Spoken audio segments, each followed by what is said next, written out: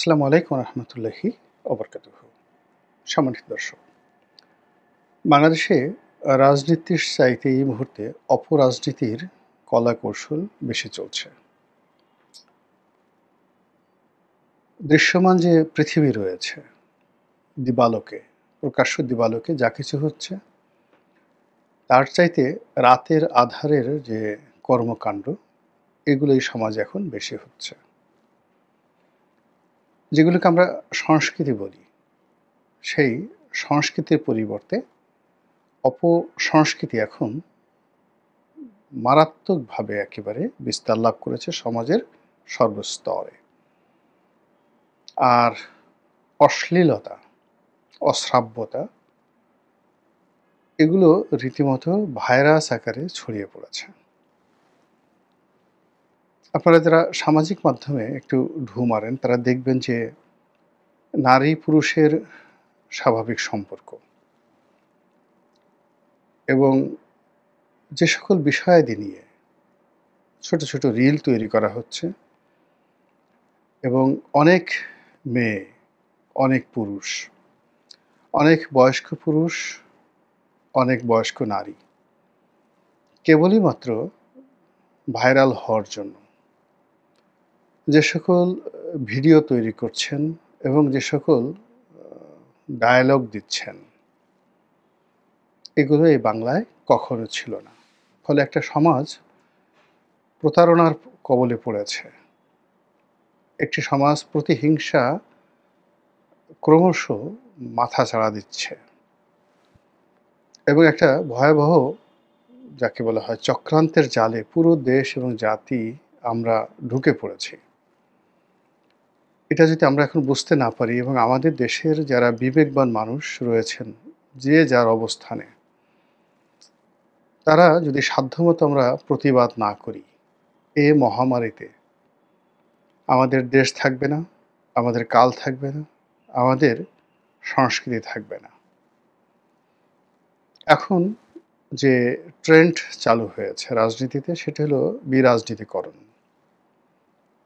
আওয়ামী লীগের মতো একটি রাজনৈতিক দল শেষ হয়ে গেছে এবং তারা নিজেদের কুকর্ম, দেশি বিদেশি চক্রান্ত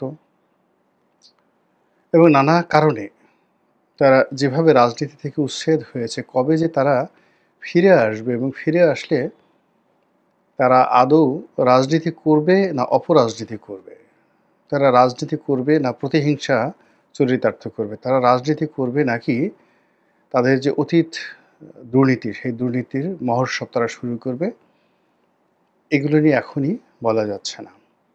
কিন্তু আমরা যেটা রাজপথে যেটা দেখতে পাচ্ছি, সেটি হলো কিছু রাজনৈতিক দল, ছোট এবং বড়, যে যার মতো করে খিস্তি খেউর করছে, যে যার মতো দুর্নীতি করছে, আর প্রতিপক্ষের উপর সেই দুর্নীতির দায় চাপানোর চেষ্টা করছে।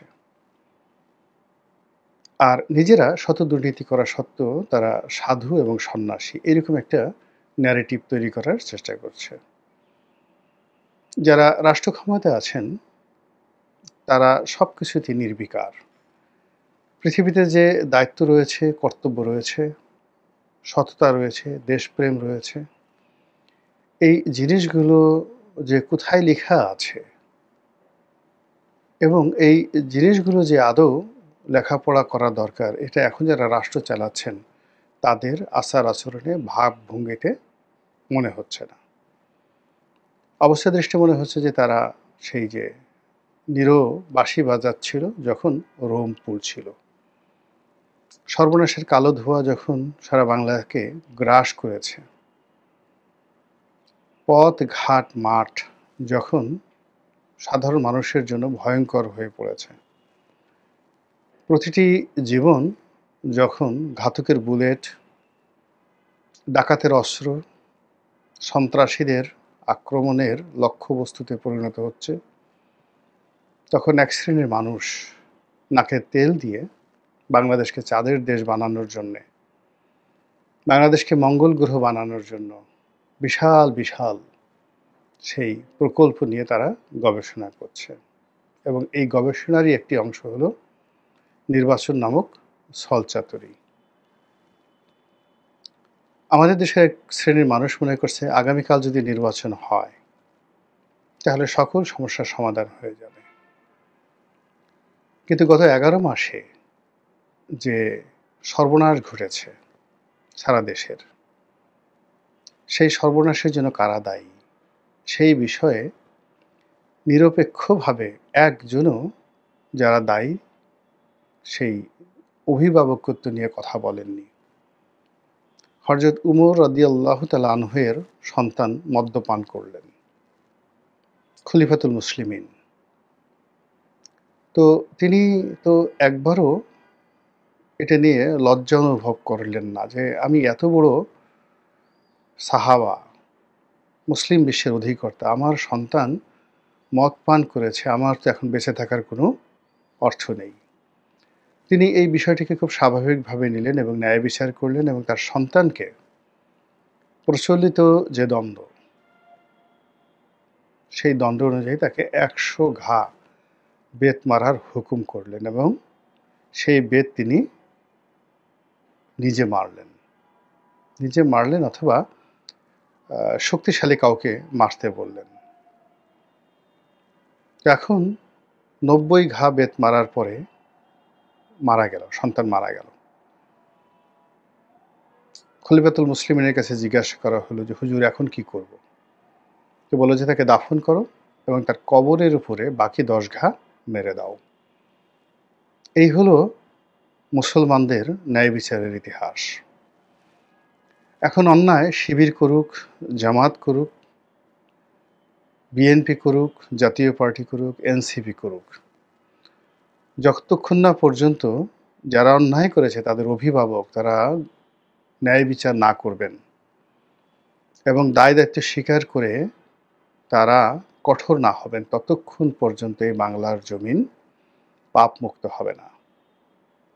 কিন্তু সেই কাজ না করে আমরা যে যার অবস্থানে বসে প্রতারণা করে যাচ্ছি এবং এই প্রতারণা বাড়ছে, সঙ্গে অশ্লীলতা এবং তার সঙ্গে যাকে বলা হয় মুনাফিকি। এক পক্ষ নির্বাচন চাচ্ছে যেভাবে, আরেক পক্ষ এই নির্বাচন না দেওয়ার জন্য ছলচাতুরি করছে। আর এই নির্বাচন যেন গলার কাটা হয়, অপর একটি পক্ষ সেইভাবে খেলাধুলা করার চেষ্টা করছে। আপনারা সবাই জানেন যে বিএনপি এবং তার যারা সহযোগী সংগঠন রয়েছে, বন্ধুপ্রতিম সংগঠন রয়েছে, তারা ২০২৫ সনের ডিসেম্বর মাসের মধ্যে যে কোনো মূল্যে নির্বাচন অনুষ্ঠানের দাবি জানিয়ে আসছে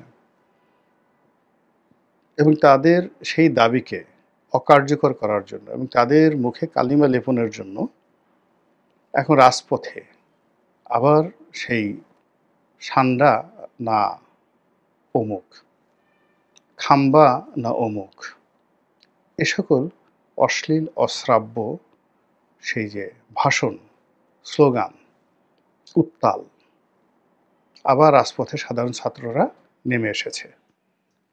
এই যে যন্ত্রণা, এই যে বেদনা, এই বেদনা কিন্তু থামছে না।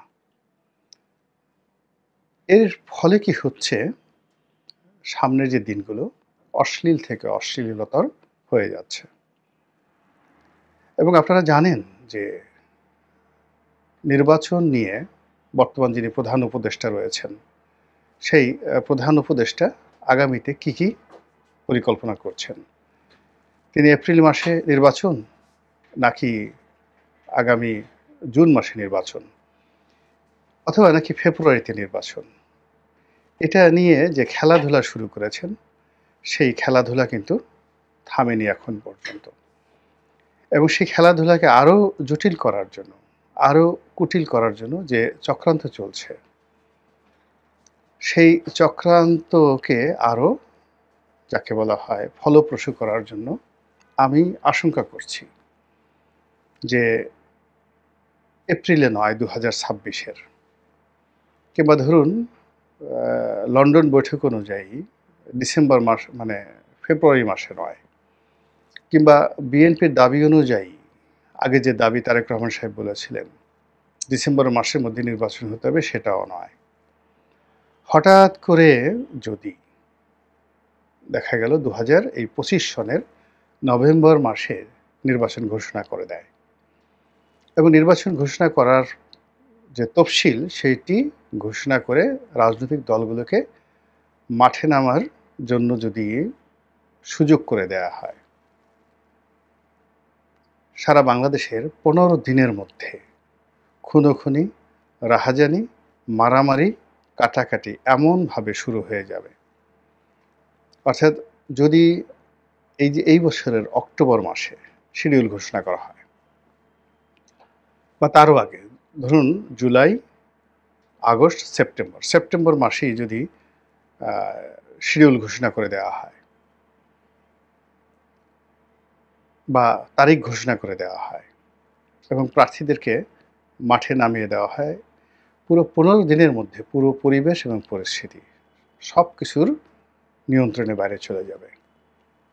আর সেই মারামারি, কাটাকাটি, খুনোখুনি বন্ধ করার জন্য পেছনের দরজা দিয়ে তৃতীয় শক্তি, চতুর্থ শক্তি, পঞ্চম শক্তি তারা যদি চলে আসে, যারা নির্বাচন করছেন, একটারও পিঠের চামড়া থাকবে না, পালানোর কোনো পথও খুঁজে পাবেন না। আর ঠিক সেই সময় যারা পিছনের দরজা দিয়ে আসবেন, তারা যে অট্টহাসি দিবেন, সেই অট্টহাসিতে আগামী ২-৪ বছরে নির্বাচনের নাম নেওয়ার মতো বাংলাদেশে কোনো লোক থাকবে না। মহান আল্লাহ আমাদের সবাইকে হেদায়েত দান করুন এবং হেফাজত করুন। আসসালামু আলাইকুম ওয়া রাহমাতুল্লাহি ওয়া বারাকাতুহু। বর্তমান যিনি প্রধান উপদেষ্টা রয়েছেন, সেই প্রধান উপদেষ্টা আগামীতে কি পরিকল্পনা করছেন? তিনি এপ্রিল মাসে নির্বাচন নাকি আগামী জুন মাসে নির্বাচন অথবা নাকি ফেব্রুয়ারিতে নির্বাচন?